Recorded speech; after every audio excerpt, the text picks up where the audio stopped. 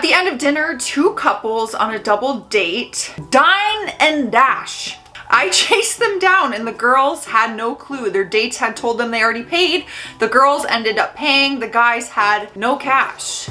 Well then, you know, I'm not the type where it's like the guy has to pay on the first date, but like someone has to pay on the first date. I served a table on a first date after meeting on a dating website. She mentioned that she worked for the government and he became very uncomfortable. Criminal? A little while later, she asked him for his ID to prove that he was who he said. I guess she had bad luck with that in the past. The guy straight up ran out of the restaurant. Most awkward thing I've ever seen. Okay, criminal. Felon, criminal, some kind of criminal history, or like maybe he's actually catfishing and like taking someone's identity. I'm not sure, but none of these answers is a good thing. Definitely not for a first date.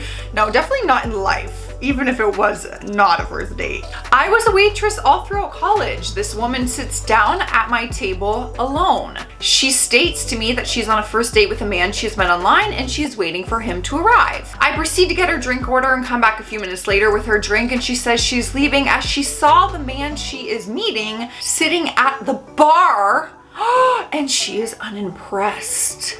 It was so awkward and confusing. The man just sat there waiting and then finally left, never made it to the first date. That is so awkward. That is so shallow. Not only awkward, but can we talk about how shallow this story is? No one says you have to go on a second date, but at least give them a chance. This reminds me of the Friends episode where like it's Ross and he gets stood up and then the waiter's like, oh, do you think your date came in, saw you and then left? A young guy and girl all date long texting under the table. I didn't see them speak once. Guess they're a match made in heaven. I hate that. Especially in this generation, I feel like that is like the younger, not my generation, like the youngsters, you know? I feel like phones, like social media and phones is just so different now than when I started dating. I feel like you would see that a lot. I hate when people text when you're like out for dinner and stuff. Like I try to just put my phone in my purse, if anything, because it's like that way you won't even get like, you won't see notifications coming, no distractions. It's just rude. The girl didn't know the guy wasn't old enough to drink. She presented her ID and he tried to pull the I left it at home but I'm 25 crap. He clearly wasn't. Being under 21 myself at the time, I knew all the tricks in the book. I refused to serve him and he was a giant a-hole about it. This is baloney, you don't know what you're talking about, let me see your manager, that kind of thing. Manager also refused to serve him. Meanwhile, the girl's making the worst I've made a huge mistake face I've ever seen. I made sure to serve them quickly so she could GTFO. Meanwhile, getting petty revenge, asking how her beer was and if I could get the guy another soda. I mean, it's only bad that he lied about it, you know? It's like, don't lie about your age. Like, if someone, I don't know how old she is, but clearly of age, so like 25, like he might just be a year younger. Like, just don't lie about it. I would not drink with you, but just be honest. I am a waiter at a local restaurant. The two came in quite clearly nervous with each other. I took their order, bought them their food. As he went to say thank you, he sneezed all over both his and her food. Ew. Needless to say, I offered them new plates as I felt sorry for him. Can you imagine after you've waited for your food, you're on a first date, you see the food coming. Nothing is better in this world than seeing the waiter or waitress coming in with plates of food and you see the food and you're like, oh, that's what I ordered. It is for me. That is the best feeling. So imagine about to get it and then someone sneezes. Day ruined. Date ruined, day ruined, mood ruined. Oh, I do feel bad for him though. Okay, I got one for you. Thank you. This guy is the son of my mom's acquaintance. The moms really wanted the children to date each other and they kept nagging. So we said, screw it, fine. He picked me up, took me to a lingerie cafe. Those are a thing? Where waitresses wear lingerie, yes. To play cards with his friends. We went to see a movie, again, with his friends. They couldn't stop raving about what an awesome movie it was. That was Green Lantern. Good thing I didn't say anything. Obviously no second date. Lingerie cafe. I just feel like when you're around like coffee and teas and hot drinks, the last thing you want is to be in lingerie. You know, like talk about third-degree burns. On a first date, a guy started telling me the story of how his dog died. That's really sad.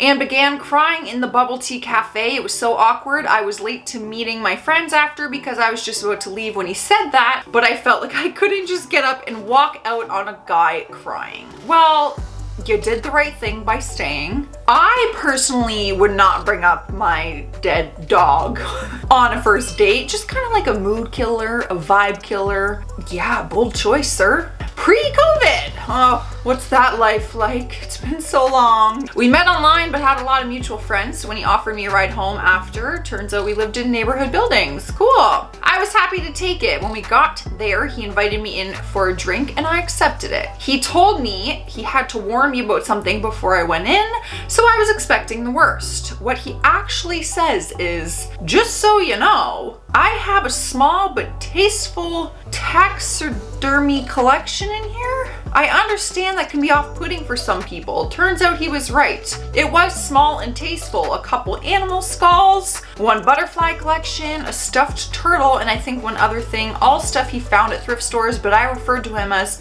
okay. You know, like to each their own. I don't want to judge someone off that. That's your choice. It is quite off-putting for me. I don't want to see like dead animal skulls. No. I mean, it's not my taste anyways. Y'all, like when people, like I understand like people hunt, when they have like deer heads on their walls and stuff, I can't look at that. I can't look at that.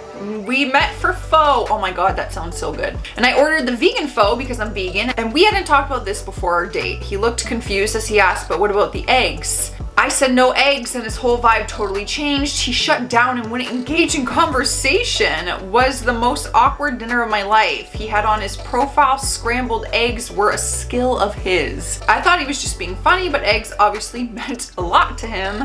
Now I say on my profile I'm vegan to avoid disappointing egg fans. The ending was definitely self-explanatory. Never come between a man.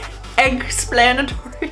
Date this person. Go on a date with them. You found your match. Also, I love eggs. I eat a very plant-based diet. I'm not vegan. I'm very picky with meat though, and I eat plant-based not because like save the animals, like I love animals, but I also enjoy eating them, which sounds terrible. Oh my God, one of my editors is vegan. I'm so sorry I had to describe that to you. Anyways, I eat a lot of like plant-based meat because I actually prefer it. I don't enjoy bacon. I'll get like the fake bacon. Like I just prefer vegan meat for the most part, but eggs is something. I went vegan a long time ago. For a while I was vegan, but giving up eggs was the hardest part. I took my girlfriend to the bowling alley and she crushed me at bowling, and the old lady in the next lane had to show me how to properly hold the bowling ball. It was embarrassing. Well, whatever. Girls are allowed to be better than boys at bowling, okay? I'm a pretty decent bowler, I gotta be honest. Pretty good. Blind date with a girl my coworker set me up with. She was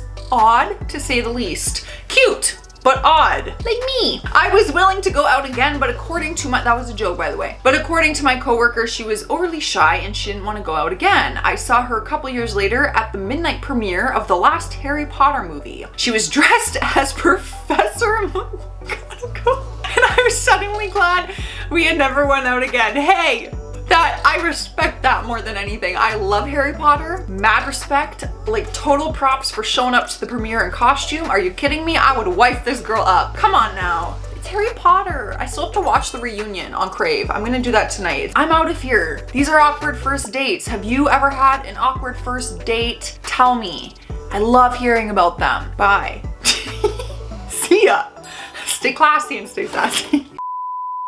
You're gonna see like a new setup every single day because it is a work in progress. But aren't these pretty? I don't know what's happening. I gotta do something with my other wall. I have a second light happening. We're gonna work through it together, okay? It goes all the way up my wall, but yeah, trust the process, you know? We're gonna figure it out. But quite clearly, I was reading that as quiet. They spelled it like quiet. Q-U-I-E-T is quiet. They spelled quite wrong. Maybe they meant to say quiet. I'm confused. Blind date with my girl coworker. Nope. Have you even subscribed to the channel yet? Don't be a fake fan. Hit that subscribe button. You know you want to.